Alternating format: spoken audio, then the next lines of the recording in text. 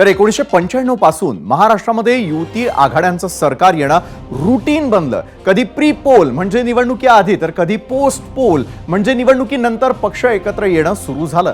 छोटा भाऊ, मोठा भाऊ, जागा वाटप, मंत्रिपदांची विभागणी असे वादविवाद होत राहिले, पण या सर्वात कळीचा मुद्दा राहिला मुख्यमंत्री पद।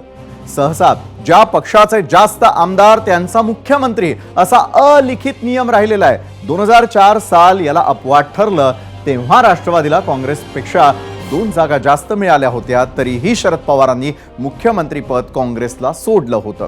ती चूक होती अशी भावना राष्ट्रवादीच्या मोठ्या नेत्यांनी अनेकदा जाहीरपणे बोलूनही दाखवली आणि त्यानंतर मुख्यमंत्री पदावरून थेट 2019 सालीच सेना भाजपमध्ये वाद झाला। तो वाद इतका टोकाला गेला की महाविकास आघाडीचं सरकार अस्तित्वात आलं। राज्याचं राजकारण भूतो बदलून गेलं।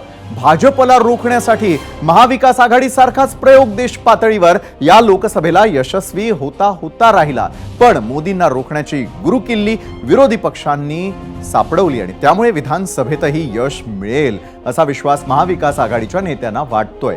या सगळ्या पार्श्वभूमीवर खासदार संजय राऊत यांचं आजचं वक्तव्य पाहायला हवं। विधानसभा निवडणुकीला जाताना मुख्यमंत्री पदाचा चेहरा आधीच जाहीर करायला हवा, ही संजय राऊत यांची म्हणजे उद्धव ठाकरे यांचीच भूमिका आहे असं आपल्याला म्हणता येईल। ही भूमिका का घ्यावी लागली आणि तीही आजच, याची अनेक राजकीय कारणं आहेत। मात्र काँग्रेस आणि राष्ट्रवादीचे मुरब्बी नेते या मागणीला कसा प्रतिसाद देतात हे बघावं लागेल।